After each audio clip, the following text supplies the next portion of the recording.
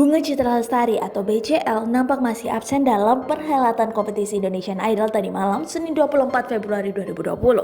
Kursinya pun diganti oleh Rosa. Hal ini tak lepas dari duka yang mendalam setelah kepergian suami tercinta Ashraf Sinclair.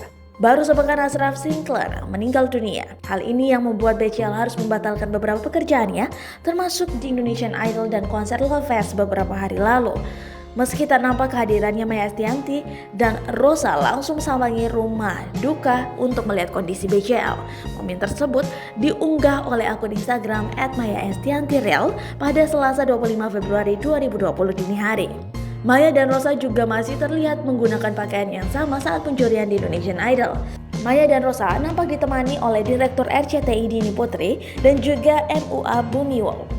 Pada momen tersebut, mereka berempat mengambil potret BCL sambil menarik satu sisi bibirnya. BCL terlihat mencoba tersenyum.